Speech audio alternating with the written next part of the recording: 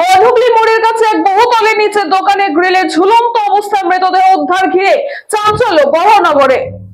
দিন চারেক ধরে বনহুগলি গোপাললাল ঠাকুর রোড এলাকায় এক ভব ঘুরে বেড়াচ্ছিল।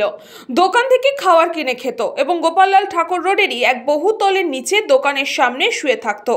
আজ সকালবেলা হঠাৎই এলাকার মানুষের চোখে পড়ে দোকানের গ্রিলের সাথে ঝুলছে ওই ভবঘুরের দেহ এবং দোকানের সিঁড়ির ধাপেই রক্ত পড়ে রয়েছে। এরপরেই এলাকার মানুষ খবর দেয় বরাহনগর থানায়। খবর পেয়ে বরাহনগর থানার পুলিশ ঘটনাস্থলে যায় এবং মৃতদেহ উদ্ধার করে বরাহনগর থানায় নিয়ে আসে। এই মৃতদেহকে কেন্দ্র করে এলাকায় চাঞ্চল্য ছড়ায়। এলাকার মানুষের বক্তব্য যে মারা গেছে সে এলাকার মানুষ নয়, ৩-৪ দিন ধরে এই এলাকাতে তাকে দেখা যাচ্ছিল। আচমকাই আজ সকালে তার মৃতদেহ দেখে এলাকার মানুষের মধ্যে চাঞ্চল্য সৃষ্টি হয়। কিভাবে মারা গেল এই নিয়েই উঠছে প্রশ্ন।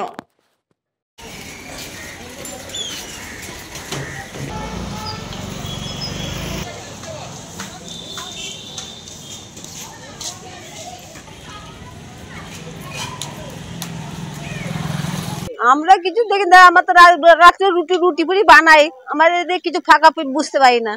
একজন এসে বলছে দেখো না কে এখানে শুয়ে আছে, সবাই 3-4 জন মিলে দেখছি ওখানে হুলকি মারছে, দিচ্ছি বাবাকে তো গলা দড়ি দিয়ে ঝুলছে। বললাম না রাস্তায় ভিকে চাইছে, মানে 10 টাকা দাও 20 টাকা দাও।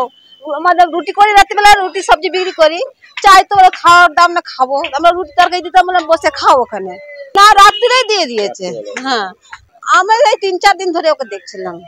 ওই গ্রিলের মধ্যে দড়ি গলার মধ্যে দিয়ে বাঁধা, ওই 6:30 7টা ভেতরে নিয়ে গেল। না, ও বাইরের ছেলে হবে, এখানকার ছেলেও নয়। বলরাম বসুর রিপোর্ট, নিউজ পঙ্গ টাইম।